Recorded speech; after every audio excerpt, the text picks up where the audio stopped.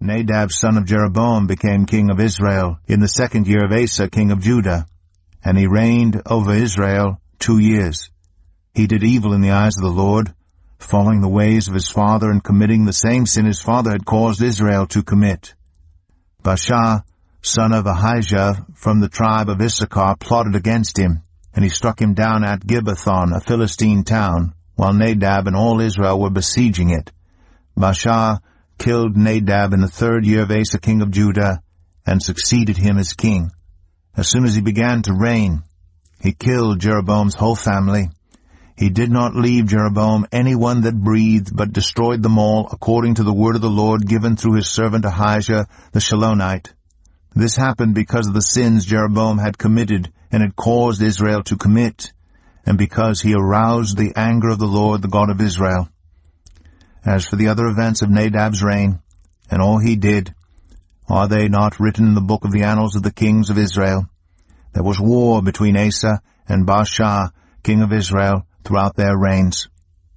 In the 3rd year of Asa king of Judah, Baasha, son of Ahijah, became king of all Israel in Tirzah, and he reigned 24 years.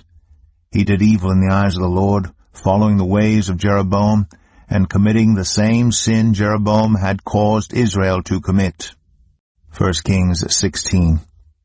Then the word of the Lord came to Jehu, son of Hanani, concerning Baasha. I lifted you up from the dust and appointed you ruler over my people Israel. But you followed the ways of Jeroboam, and caused my people Israel to sin and to arouse my anger by their sins. So I am about to wipe out Baasha and his house, and I will make your house like that of Jeroboam son of Nebat. Dogs will eat those belonging to Baasha who die in the city, and birds will feed on those who die in the country. As for the other events of Baasha's reign, what he did and his achievements, are they not written in the book of the annals of the kings of Israel? Baasha rested with his ancestors and was buried in Tirzah, and Elah, his son, succeeded him as king.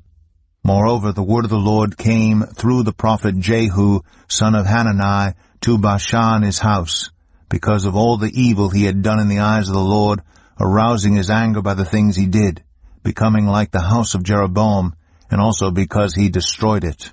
In the 26th year of Asa king of Judah, Elah, son of Baasha, became king of Israel, and he reigned in Tirzah 2 years.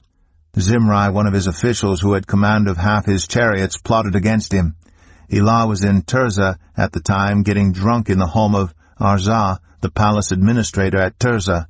Zimri came in, struck him down, and killed him in the 27th year of Asa king of Judah. Then he succeeded him as king. As soon as he began to reign and was seated on the throne, he killed off Baasha's whole family. He did not spare a single male, whether relative or friend. So Zimri destroyed the whole family of Baasha in accordance with the word of the Lord spoken against Baasha through the prophet Jehu, because of all the sins Baasha and his son Elah had committed and had caused Israel to commit, so that they aroused the anger of the Lord, the God of Israel, by their worthless idols. As for the other events of Elah's reign, and all he did, are they not written in the book of the annals of the kings of Israel? In the 27th year of Asa king of Judah, Zimri reigned in Tirzah 7 days. The army was encamped near Gibbethon, a Philistine town. When the Israelites in the camp heard that Zimri had plotted against the king and murdered him, they proclaimed Omri, the commander of the army, king over Israel that very day there in the camp. Then Omri and all the Israelites with him withdrew from Gibbethon and laid siege to Tirzah.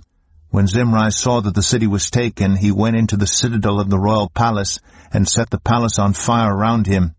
So he died, because of the sins he had committed, doing evil in the eyes of the Lord and following the ways of Jeroboam, and committing the same sin Jeroboam had caused Israel to commit. As for the other events of Zimri's reign, and the rebellion he carried out, are they not written in the book of the annals of the kings of Israel? Then the people of Israel were split into 2 factions. Half supported Tibni, son of Ginath, for king, and the other half supported Omri. But Omri's followers proved stronger than those of Tibni, son of Ginath. So Tibni died, and Omri became king. In the 31st year of Asa king of Judah, Omri became king of Israel, and he reigned 12 years, 6 of them in Tirzah. He bought the hill of Samaria from Shemer for 2 talents of silver, and built a city on the hill, calling it Samaria, after Shemer, the name of the former owner of the hill.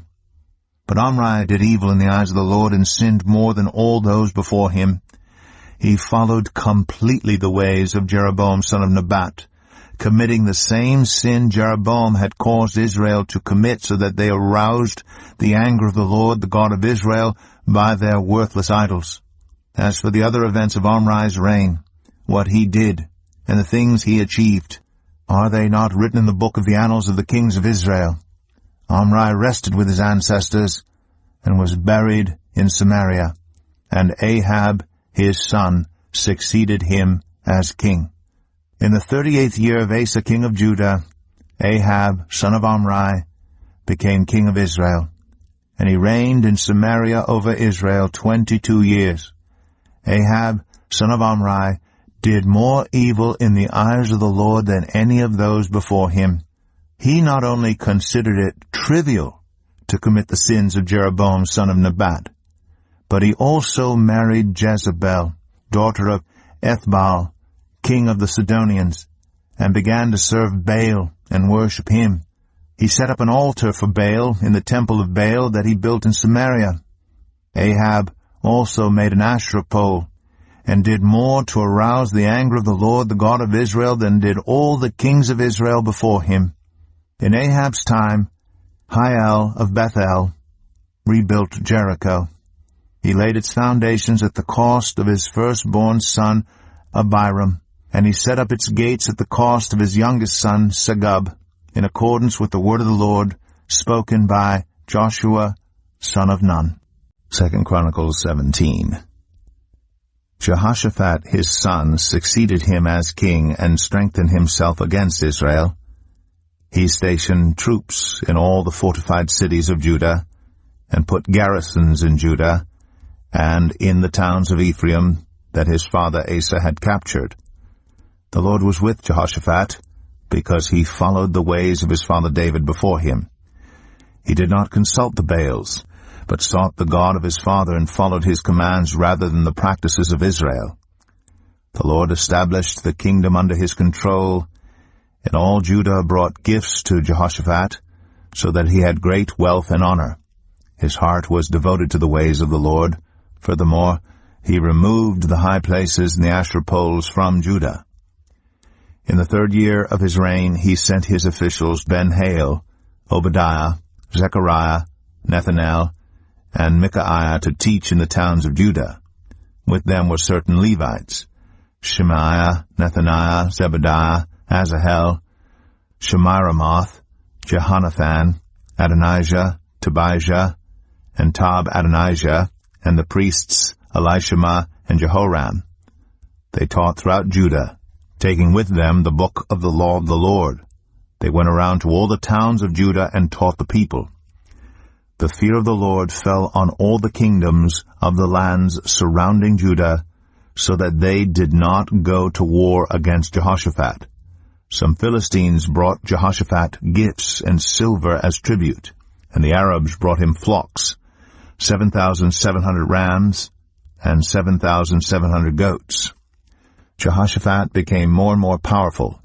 He built forts and stores, cities in Judah, and had large supplies in the towns of Judah.